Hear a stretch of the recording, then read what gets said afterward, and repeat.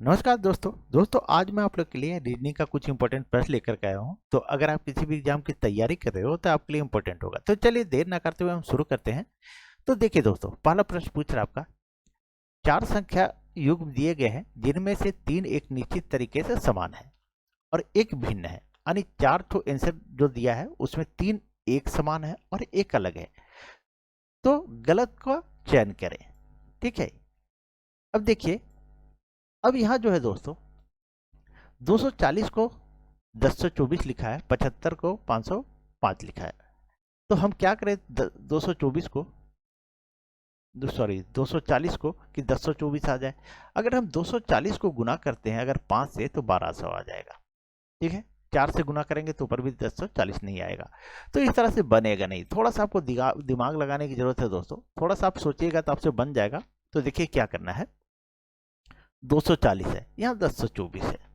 ठीक है, ये किसी स्क्वायर के नजदीक भी नहीं आ रहा है, किसी का ये क्यू के नजदीक भी नहीं आ रहा है। तो क्या करेंगे, तो 1024, ठीक है, ये जो है 1024 को हम लेते हैं तो 10 गुने 24 कर दीजिए। अगर 10 गुने 24 करते हैं तो 240 आ जाता है। कितना आता है, 200, ये 240 आ गया दोस्तों। उसी तरह इसको देखते हैं, 75 है, अब 15 गुने 5 करते हैं, कितना आता है, 15 5 75 आ जाता है। ये भी आ गया दोस्तों हमारा। अब देखते हैं 126 को, अब यहां लिख रहा है 2106, तो 21, एक मिनट ना, 21 गुने 06 या 6 कीजिए। ठीक है, तो कितना आ जाएगा, तो 126 आ जाएगा दोस्तों, 126। उसके बाद हम देखते हैं 11 को 1201, तो 12 गुने 01 से गुना करते हैं तो ये 12 आता है दोस्तों। और हमारा यहाँ जो है सो 11 है। तो देखिए सारा का सारा तो आ गया, ठीक है आंसर, लेकिन ये जो है सो 11 है यहाँ पे और ये आ रहा है क्या, 12 आ रहा है। तो गलत युग्म कौन सा हुआ, तो डी नंबर दोस्तों, यही हमारा आंसर हो गया। तो चलिए आगे बढ़ते हैं और नेक्स्ट प्रश्न को देखते हैं।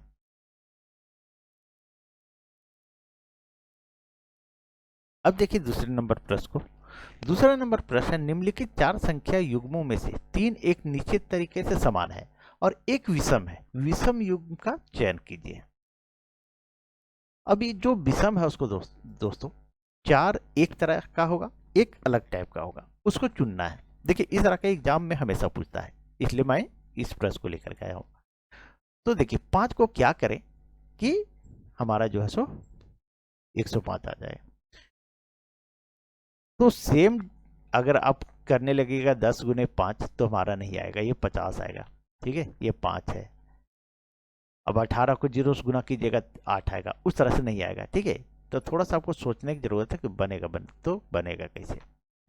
अगर हम 105 में हम भागा देते हैं 5 से, ठीक है, तो ये 21 बार में कट जाएगा। चलिए अब 180 में भागा देते हैं 6 से, तो 6 दिया 18, ये 30 बार में चला गया। फिर अगर हम 294 में 7 से भागा देते हैं तो 7 चौके 28 और 7 दूनी 14, ये 42 आ गया। अब यहाँ अगर हम डिफरेंस भी देखते हैं तो 21 से ये 9 बढ़ा, ये कितना बढ़ा, 30 से 42, ये 12 बढ़ा। ठीक है, तो अलग अलग आ जा रहा है दोस्तों, क्या आ रहा है, अलग अलग आ जा रहा है। तो हम क्या करेंगे, देखिए दोस्तों रीजनिंग है सोचने वाली चीज, थोड़ा सा तर्क शक्ति इसीलिए बोला गया है इसको। तो हम क्या करेंगे, देखिए 105 लाना है, 5 को हम क्या करें कि 105 आ जाएगा। तो 5 का अगर हम क्यू कर दें और 5 का हम स्क्वायर कर दें तो क्या होगा, 5 का क्यू 125 और 5 यहाँ 5 का स्क्वायर करते हैं तो 25, उसके बाद हम घटा देते हैं तो हमारा कितना आ जाएगा, 100 आ जाएगा। क्या 100 आ जाएगा, लेकिन यहाँ 105 है। आगे हम करके देखते हैं, 6 का क्यू माइनस 6 का स्क्वायर, अगर इसको करते हैं तो कितना आएगा, 6 का क्यू 216 और 6 का स्क्वायर कितना 36। अब 36 में अगर 216 में अगर हम 36 घटाते हैं तो 180 आ जा रहा है। देखिए ये हमारा आ गया दोस्तों। अब इसको हम देखते हैं, 7 को देखते हैं, तो 7 का क्यू माइनस 7 का स्क्वायर। अब 7 का क्यू कितना होता है, तो 343 होता है। कितना होता है, 343 माइनस 7 का स्क्वायर 49 होता है। अब इसको घटा के देखते हैं, अगर घटाते हैं तो 43 में 49, ठीक है, तो 294 आ जाएगा दोस्तों, ये 294 आ गया। फिर 4 का देखते हैं, तो 4 का क्यूब माइनस 4 का स्क्वायर, अगर करते हैं तो 4 का क्यूब कितना आएगा, 64 आएगा, और 4 का स्क्वायर 16 आएगा। अगर हम इसको घटाते हैं तो 64 में 16 घटा देंगे तो हमारा 48 आ जाएगा। अब देखिए सारा का सारा आ गया यहाँ दोस्तों, लेकिन एक नहीं आया। देखिए 48 यहाँ है, यहाँ भी 48 आ गया, ठीक है, यहाँ 294 है, यहाँ भी 294 आ गया, यहाँ 180 है, यहाँ भी 180 आ गया, लेकिन यहाँ 100 है और यहाँ 105 है दोस्तों। तो हमारा पूछ रहा था विषम युग, क्या पूछ रहा था, विषम, ठीक है। तो विषम क्या होगा, एक मिनट दोस्तों, तो विषम क्या हुआ हमारा, तो ए नंबर हुआ दोस्तों, क्योंकि यहाँ 105 आया और यहाँ हमारा 100 आ रहा था। चलिए आगे बढ़ते हैं और नेक्स्ट प्रश्न को देखते हैं। अब देखिए तीसरे नंबर प्रश्न को दोस्तों। तीसरा नंबर प्रश्न करा है, दिए गए आकृति में त्रिभुजों की संख्या ज्ञात करें। यहाँ पर आपको त्रिभुजों की संख्या ज्ञात करना है कि कितनी त्रिभुज है। अब इस तरह के प्रश्न में कुछ करना नहीं है, सिंपल सा है। देखिए जब भी इस तरह करें, ये जो दिया हुआ है इसको सबसे पहले आपको गिनना है, ठीक है, और इसको गिनने के लिए अब यूं ही तो गिन नहीं पाइएगा, तो इसका ट्रिक है दोस्तों, इस तरह से है अगर देखिए तो ये एक है, अगर एक लाइन दे देते हैं तो यहाँ एक लिखिए, यहाँ दो लिखिए, तो 1 + 2 यानी 3 त्रिभुज हो जाएगा। फिर अगर हम इसमें और बढ़ा देते हैं, मान लीजिए जाए इसमें ये अबर में इतना कर दिए, तो 1 2 3, फिर जोड़ेंगे 1 + 2 + 3 और तीनों को जोड़ दिए, 3 2 5 1 6 आ जाएगा। अगर फिर हम इससे और बढ़ा लेते हैं, ठीक है, अगर इससे और बढ़ा लेते हैं हम,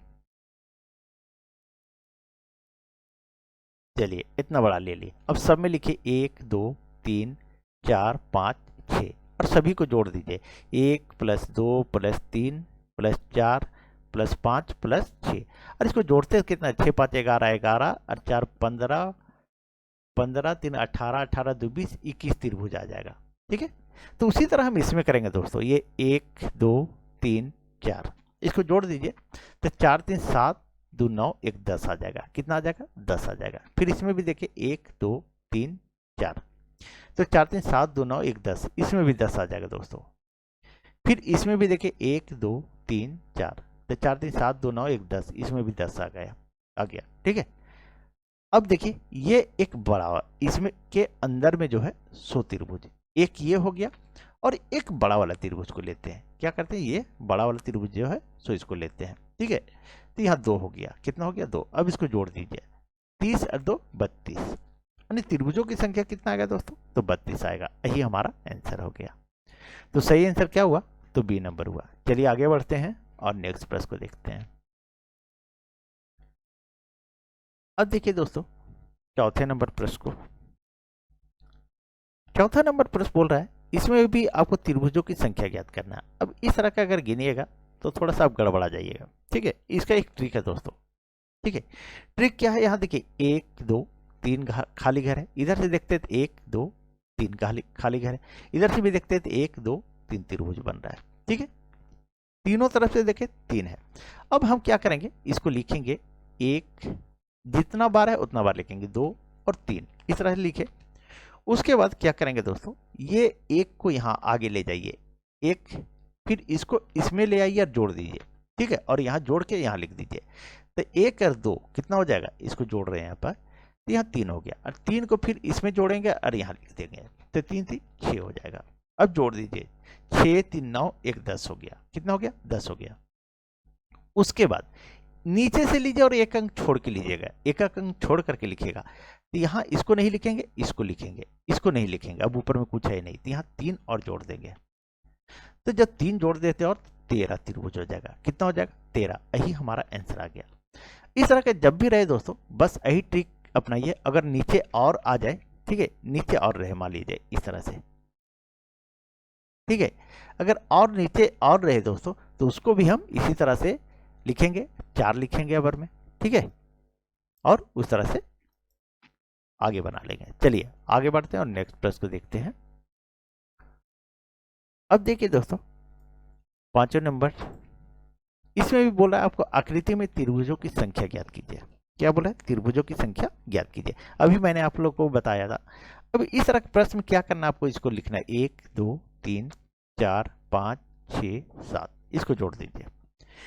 अगर हम इसको जोड़ते हैं कितना आता है, 7 6 13, 13 5 18, 18 4 22, 22 3 25, 25 और 3 28, कितना आया इसमें? 28 आया। फिर हम यहाँ लिखते हैं 1 2 3 4 5 6 7, इसके ऊपर वाला लेंगे, फिर इसमें भी 28 आ जाएगा। अब हम लेंगे यहाँ से यहाँ तक, ये जो लाइनिंग खींचा हुआ है, ठीक है, इसी में लेंगे 1 2 3 4, और जब इसको जोड़ेंगे 4 3 7 2 9 1 10 हो जाएगा। कितना हो जाएगा? 10। अब हम इसमें लेंगे दोस्तों, ये वाला भाग जो है, ये वाला इसमें लेंगे, तो 1 2 3 4, 4 3 7 2 9 1 10, इसमें भी 10 आ जाएगा। अब इसको सभी को जोड़ दीजिए, ठीक है। तो 28 दूनी 56, 56 और 20 76। तो इसमें त्रिभुजों की संख्या कितनी है दोस्तों? तो 76 है। यही हमारा आंसर आ गया। मुझे उम्मीद है सारे लोगों को समझ में आ रही होगी। चलिए अब छठा नंबर प्रश्न देखते हैं दोस्तों। छठा नंबर प्रश्न आपका, आकृति में त्रिभुजों की संख्या ज्ञात कीजिए। अब जब ये जो अंदर में बन रहा है दोस्तों, ये अंदर देखिए, इसमें 8 त्रिभुज बनता है, ठीक है। 8 त्रिभुज कैसे बनता है सो देखिए, 1 2 2 हुआ, उसके बाद देखिए एक, चलिए एक और लेते हैं, यहां से पहले लिख लेते हैं, 3 और 1 4, 4 बन गया। अब हम यहां से यहां लेंगे एक, 4 के बाद एक 5 हो गया। कितना हो गया? 5 हो गया। फिर इधर लेते हैं एक, ये हमारा 6 हो गया, 6 हो गया। उसके बाद देखिए 6 के बाद हम लेंगे इधर से, ये 7 हो गया, और फिर हम इसको इधर से ले लेते हैं, तो ये 8 हो गया। तो इसमें कितना त्रिभुज बना? तो 8 बन गया। और फिर है 1 2 3 4, ठीक है, 4 और जोड़ दीजिए, यानी हमारा 12 त्रिभुज बना दोस्तों। कितना? 12 त्रिभुज। यही हमारा आंसर हो गया। जब भी इस तरह का प्रश्न रहे, देखिए इस तरह का जब भी प्रश्न रहे और ये दो रेखा एक दूसरे को विभाजित करें, ठीक है, तो इसमें 8 त्रिभुज बनता है। कितना? 8 त्रिभुज। इस चीज को याद रखिएगा। तो दोस्तों आज यहीं तक। अगर दोस्तों वीडियो अच्छी लगी होगी तो प्लीज़ वीडियो को लाइक करें, चैनल को सब्सक्राइब करें, और वीडियो को एक बार शेयर जरूर कर दें। चलिए, थैंक यू।